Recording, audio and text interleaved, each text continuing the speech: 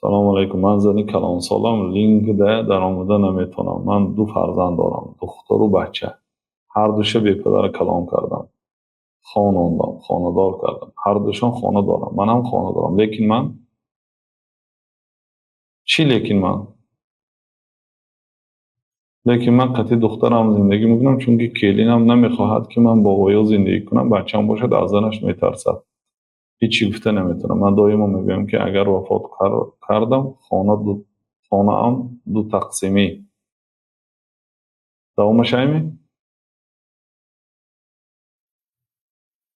خیر، به هر حال من دینه وقت جانبی ظلم خوشدامن ها را گفته گذاشتم.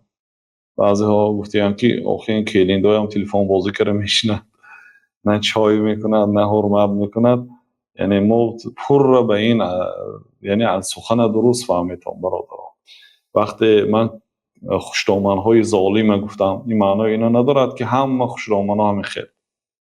نه، بله، خدمتی خوشنامه، خدمتی پدری شوهر، مادری شوهر بسیار ثواب است. اگر امکان که باشد، فرصت که شد، چای دهد، طعام دهد، یعنی امکانیت باشد، از تکلف نباشد، از طاقتش بالا نباشد، خدمت کند. ما پیشی رای اینه نمیگیریم. اینچونین از این خب سوالشون دوامش مونه چی؟ من از پسرم راضیم و مرا 2 مراتب خانه اعلی روان کردگی است. یکم بار عمره، دوم بار حجی فرضی. خب سوال معلوم نه. خلاصه فرزندتان همسرش شما بعد میدیده باشد، این طبیعی است که همین کلیند و قینا، کلیند و خوشنامن، یعنی 90% تغییر نمیگیره و سببهاش گوناگون است. یعنی اجازت است که در دیگر خانه زندگی کند. راضی شوید از فرزندان. دخترتان اگر شوهر نداشته باشد و همراهتان باشد خوب است. پسرتان هم باید آمده به قدر امکان خبرگیری کند، خدمتتان کند.